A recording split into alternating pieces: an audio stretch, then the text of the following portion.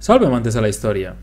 Vuelve el Imperio Seleucida al canal, esta vez para hablaros un poco del lugar que ocupaba en el mundo antiguo. Pero no vengo solo, ya lo sabéis, sino que vengo acompañado, y muy bien acompañado. Buenas, compañero, ¿cómo estás? Pues estamos aquí preparados para exponer todo lo que tenemos que decir, que es mucho y muy interesante acerca de todo el territorio y la geografía del Imperio Seleucida. Pues sí, porque si bien en el primer episodio hablamos de una retahíla enorme de nombres y de apellidos y de títulos y primero, segundo y tercero, esta vez va a ser un programa un poco más ligero. Vamos a hablar de algunos detalles, algunas coincidencias históricas de la concepción de los griegos y de toda la gente que habitaba en el imperio en su mundo conocido. Así que yo creo que os va a interesar. Así que, adelante. El imperio de Alejandro, al igual que el predecesor Aqueménida, abarcaba lo que se conocía como Asia, englobando multitud de culturas con una sociedad muy heterogénea y variada. Sin embargo, también predominaba la exclusividad, ya que los greco-macedonios mantendrían e impondrían sus costumbres y cultura, mostrándose como la nueva élite social. Contenía multitud de etnias, culturas y tradiciones como en todos sus rincones. Tras la muerte del joven conquistador, su gran imperio se dividiría en los reinos independientes, a cuya cabeza estarían ciertos generales que sirvieron a Alejandro, llamados diádocos. Entre ellos están Antígono en Anatolia, Ptolomeo en Egipto, Seleuco en Asia, Lisímaco en Tracia y Casandro en Macedonia y Grecia. Los griegos dividían el mundo conocido en tres grandes zonas: Europa, África y Asia. Asia fue el continente seleucida por excelencia, como ya hemos visto, con una forma oblonga, es decir, más largo que ancho. Medía 4.000 kilómetros de largo y 1.500 kilómetros de alto, una barbaridad. En sus conquistas, Seleuco llegaría a la India. En este momento, el rey Chandragupta y su reino en el subcontinente indio eran considerados pares, es decir, iguales ante los ojos de Seleuco. Se sabe que el macedonio cruzó el Indo, pero se desconoce si hubo actos bélicos entre las potencias. Sea como fuere, llegaron a una paz, conservada por Apiano, Justino y Estrabón, que nos cuentan lo siguiente. Seleuco cedió a Chandragupta las satrapías más orientales del imperio, Gandhara, Parapopsamidae y el este de Degrosia, posiblemente también Aracosia, Aria y Herat. Chandragupta dio a Seleuco 500 elefantes de guerra indios. Los dos reyes se unieron mediante actos matrimoniales. Probablemente Chandragupta se casó con una pariente de Seleuco I. Por tanto, Seleuco recibió los elefantes a cambio de ceder territorios, así como de un matrimonio que garantizaba la paz y la vigencia del trato. Claro está, Seleuco abandonó territorios que nunca pudo estabilizar y gracias a su nueva arma, los elefantes, pudo fijar sus ojos en su principal competidor, Antígono. Como vemos, se establecían acuerdos diplomáticos entre reyes y no estamos hablando de diplomacia entre reinos mediterráneos, sino entre un imperio helenístico de Seleuco y el oriente desconocido al que pocos euroasiáticos pudieron llegar, que es la India. También tenemos constancia de que los contactos amistosos mantenidos entre los diplomáticos seleucidas que residían en la capital Mauria, llamada Pataliputra, y es muy probable que representantes del rey indio estuviesen presentes en la corte seleucida, más concretamente enviados por el nieto de Chandragupta, Asoka. El Trato del Indo comenzó una actividad diplomática que continuará siglos. El historiador helenístico Filarco indica que Chandragupta envió a Seleuco un paquete de regalo, incluyendo afrodisíacos indios, árboles de incienso que Seleuco intentó importar por mar desde la India y los tigres que envió a los atenienses. El único rey que volvió a penetrar en tierras indias fue el más grande de los sucesores de Seleuco, Antíoco III, que llevó el ejército imperial a la India. Polibio, de hecho, describe ese pasaje. Renovó el trato de amistad con el rey de los indios y recibió más elefantes, incrementando su número a un total de 150. También aprovisionó a su ejército. Sin embargo, esta vez no era una relación entre iguales, pues Antíoco tenía una posición predominante, con un ejército poderoso y numeroso, mientras que Sofigageno era gobernante de un reino extendido en el noroeste, cuyo esplendor se fue apagando tras la muerte de Ashoka. El Tratado del Indo fue respetado, no hubo conquista alguna por parte del imperio seleucida. Lo cierto es que el embajador seleucida Megástenes, enviado por Seleuco I, publicó un tratado etnográfico llamado Índica, el cual se convirtió en la descripción de la India más reconocida por el mundo occidental. Afirma que la India primitiva, antes de la llegada de Dionisio, era un mundo sin ciudades, donde el mando era sostenido por el estado de la naturaleza. Hace mucho tiempo, los indios eran nómadas, al igual que los escitas, quienes, viajando en sus carros, no habitaban ciudades ni honraban a los dioses. Para Megástenes, la ausencia de ciudades explica la conquista de Dionisio. Está claro que enfatiza el hecho de que son bárbaros, pues se visten con pieles y no con ropajes, comen la corteza, no el grano, devoran la carne cruda y no la cocinan, etc.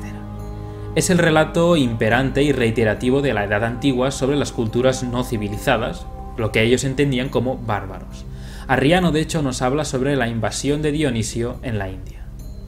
Cuando Dionisio llegó y se convirtió en el maestro de los indios, fundó ciudades y estableció leyes en ellas. Le dio el vino a los indios, como era costumbre entre los griegos. Les enseñó a sembrar la tierra dándoles semillas. También les armó con armas para la guerra. También les enseñó a adorar a los dioses, sobre todo a él mismo, así como a tocar platillos y tambores. Como ves, les tuvo que dar el paquete completo de civilización. Sí. Para Megástenes, la cultura llega con la monarquía, y Dionisio juega un papel fundamental en su relato, pues es el benefactor, maestro, inventor, comandante y en última instancia el primer rey. Sin embargo, Dionisio no es el único personaje mitológico, el único dios que aparece en la historia de la India de parte de Megástenes, pues también encontramos a Hércules. Llegó 15 generaciones después de Dionisio, pero no era un invasor. Continuó así el proceso de urbanización y fortificación, es decir, de civilización, de la India. No solo fundó unas pocas ciudades, sino que fundó la mayor y más distinguida ciudad llamada Palimbodra.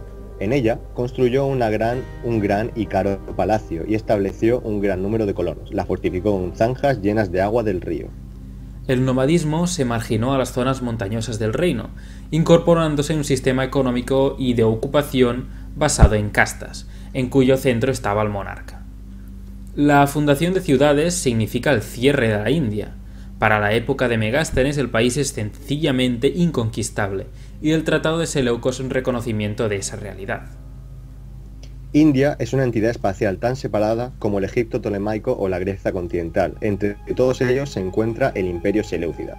El rey Asoka accedió al trono de su padre en el 269 a.C., como el tercer rey de la dinastía Maurya. Asoka es una de las figuras más destacadas del mundo antiguo. El 13º edicto del rey Asoka continúa, en un pasaje excepcional así. El amado de los dioses consideraba que la victoria por el Dhamma era la victoria más importante. Y además, el amado de los dioses ha obtenido esta victoria en todas sus fronteras a una distancia de 600 yojanas, donde reina el rey Yona llamado Antíoco, y más allá del reino de este Antíoco en las tierras de los 4 reyes llamados Turumaye, Antikini, Maca y Alikasundaro. Resulta que, en realidad, el rey indio está enumerando a los 5 reyes helenos pares del oeste: Antíoco II del Imperio Seleucida, Ptolomeo II de Egipto, Antígono II de Macedonia, Magas de Cirene y Alejandro de Epiro o bien de Corinto. El reino Seleucida desempeña aquí una función espacial importante. Es el punto en el que se mide la distancia, es decir, 600 yojanas se traducen entre 4.800 y 6.000 millas aproximadamente. En consecuencia, se considera que Antíoco II gobierna un reino asombrosamente grande, a varios miles de millas desde la frontera del reino Maurya en el Hindu Kush. Los reinos ptolemaicos, Antigónida, Cirenaico y Epirota se ubican con referencia al monarca Seleucida. A una distancia de 600 yojanas, donde reina el rey de Iona llamado Antíoco, y más allá del reino de este Antíoco en las tierras de los 4 reyes. Sin embargo, en Asia Central, los reyes seleucidas tenían que esforzarse más y ser más creativos para ganarse el respeto y la legitimidad que estaban buscando. Cuando digo Asia Central me refiero a las provincias de Bactria, Sogdiana, Aria, Margiane y Partia, situadas en las actuales Afganistán, Turkmenistán, norte de Irán, Tayikistán y Uzbekistán. La realidad es que no hubo ni regalos, ni vasallos, ni matrimonios, ni embajadores, ni tratos diplomáticos. Lo importante para los monarcas era, sin lugar a dudas, marcar el límite de su reino y su soberanía en estos vastos territorios marcados por las invasiones externas y la inestabilidad interna. La parte negativa es que realmente no conocemos cómo Seleuco convirtió estas satrapías independientes en su reino. Lo que sí sabemos es que para el 305 año en el que descendió a la India, Asia Central tuvo que estar bajo el control del monarca. El control de Asia Central no se obtuvo con diplomacia, sino con campañas militares principalmente. Absorbió todo el engranaje de control alejandrino de Asia sin gran esfuerzo. Con el fin de evitar disputas dinásticas tras su segundo matrimonio con Stratonice, hija de Demetrio Poliorcetes, Seleuco transfirió a su primogénito Antíoco el gobierno de las altas satrapías y con ella su segunda mujer, Stratonice. Las colonias macedonias abandonadas tras la muerte de Alejandro y destruidas por las incursiones nómadas bárbaras fueron refundadas y renombradas. Tenemos el ejemplo de algunas Antioquías, originalmente las llamadas Alejandrías, como Antioquía en Escitia, anteriormente llamada Alejandría Escate. Junto con Antíoco estaban dos generales, Demodamas y Patroclo.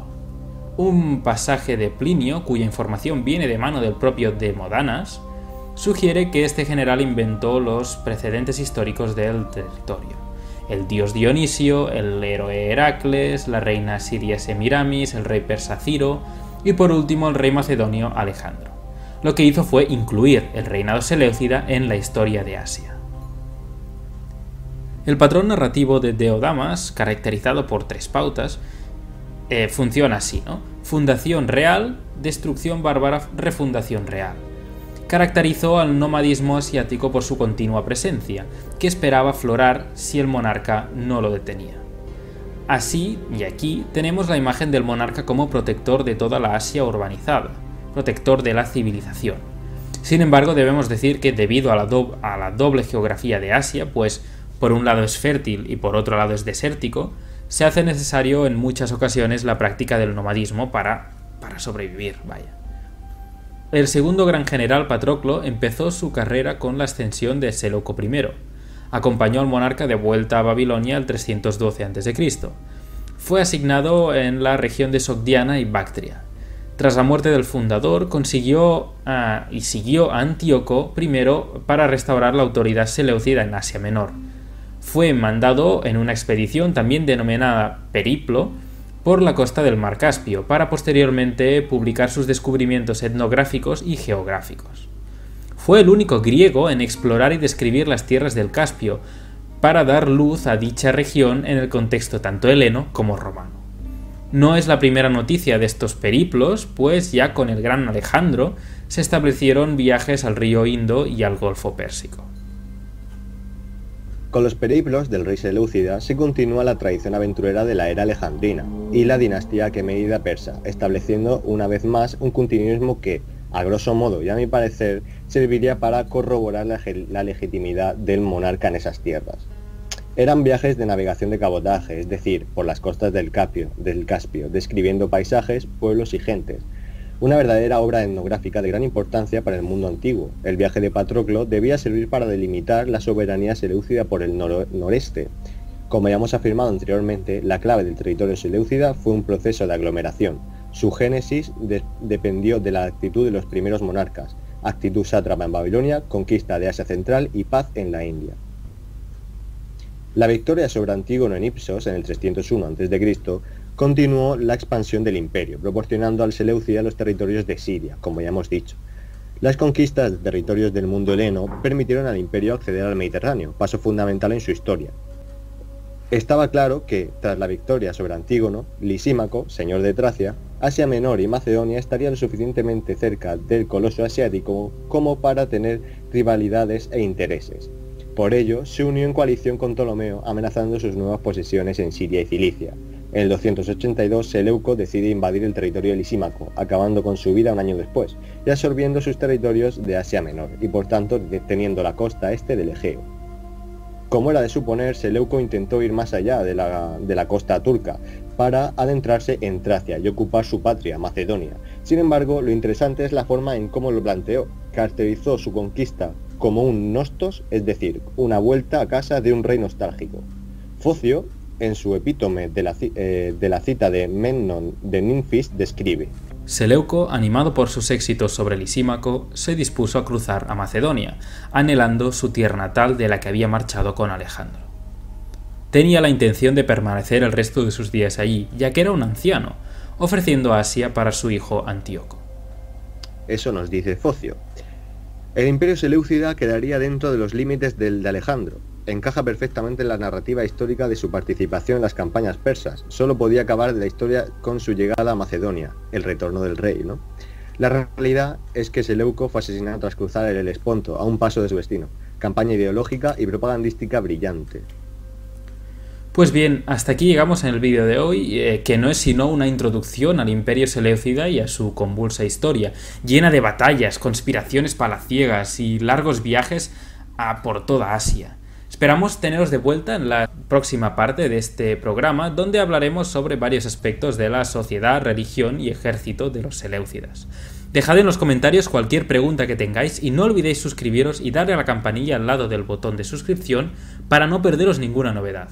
Nos vemos en la próxima entrega de Cliófilos, un paseo por la historia.